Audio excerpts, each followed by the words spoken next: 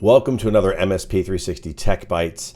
Today we're talking about abusive clients and what to do about them. Now, it's really important to protect your employees from such situations, and those situations do exist. You think about a scenario where there's a downed system, some downed service, customer frustrations are high. That doesn't give customers, of course, the excuse to be abusive, but we certainly understand that there's a scenario there that's very frustrating, and it's important to try to figure out ways to stem that off. Now, if a client abuses your workers, more likely you're obviously going to fire them. But what about some proactive measures? What can you do proactively to try to avoid that from ever happening? And because the well-being of the team and the overall company health is so important, we want to provide you with 3 different steps you can take that hopefully will sort of stem off or at least manage the possibility of client abuse. So the first one is to create a plan to avoid client abusiveness. Now, abusiveness normally happens because of a lack of understanding on the customer's part. So again, there's an issue that happens, the client gets frustrated, maybe they don't know if you even know about the problem, or if you're in the midstream within an issue, they don't know if you're solving it, working on it, it's been too long, when's this going to be fixed? You can just kind of hear the blood boiling even hotter and hotter every time. And so that's really where this starts. So the idea is, how do we fend that off from ever happening?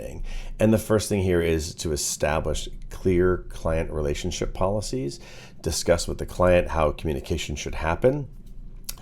If they're having issues with the technician, that they're not supposed to direct it at the technician, they should be directing it back to, let's say, a manager or the owner of the business on the MSP side, something along those lines, but establish the communication guidelines for both the client and for your team members. When they're supposed to communicate to the client, make sure the customer stays informed, make sure that the client knows how to communicate that there's even an issue. Maybe it's a help desk ticket or it's a phone call or something. But where do they find updates if they're not getting updates, in case somebody fails on either side of that communication? And the idea here is just you want to be thinking about how to handle these service interruptions that exist and make sure that there's client communications in both directions during emergencies. Another step here is, as part of this proactive plan, is to take and incorporate employee feedback into training programs to improve support and improve the response. You might also even include customer feedback in that same training. The idea here is the employees learn something. Man, when I only went once a day to talk to the customer and told them about the problem and how we're fixing it, that didn't seem to be enough. Okay, then maybe we should be letting customers know every 4 hours or every 2 hours. And that's the idea of trying to benefit the program itself and what you're doing here and improve the user experience throughout, that hopefully will lower the likelihood of customer abusiveness. The second step is to educate employees on how to handle abuse. Now, it's important to train your employees to recognize and deal with abusive behavior. Now, keep in mind that there are 2 different kinds of behavior we're talking about here. One could just be demanding, where a customer is demanding. They want to know the update, when's this going to be fixed, when are you going to get here, that sort of thing, versus abusive, where they're actually being insulting, they're being demeaning, they're putting the employee down or putting the organization down vicariously through the employee. And so we want to train first the employee to recognize the behavior and understand it for what it actually is. Second is teach them how to respond to it. Should they try to calm the situation down, be professional? Should they simply contact you, and so on? The third one is to report. So recognize, respond. The last one is report the behaviors to maybe the powers that be. Might be you, might be a manager, might be the owner of the business, but let them know that this is happening for 2 reasons. 1, the employee shouldn't be abused by the customer, but 2, the business might want to understand what's going on, how the customer is treating the staff, so they can make sure that that stops or maybe terminate the relationship with that particular customer.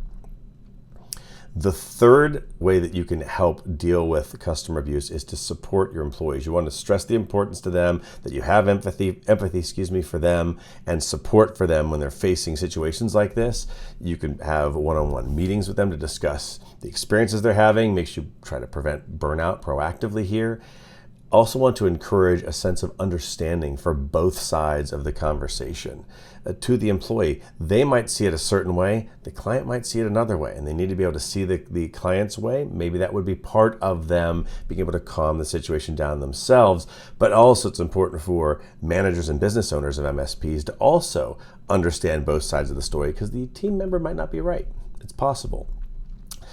Also offer to those team members to mediate when necessary. This goes back to the idea of reporting and the process that's necessary for them to maybe report back to management that there's a problem. So management might need to step in either to talk to the customer to say that's not how you address our employees, and or to figure out what is wrong and figure out how to rectify it, and or to actually terminate the relationship. So it just sort of depends here.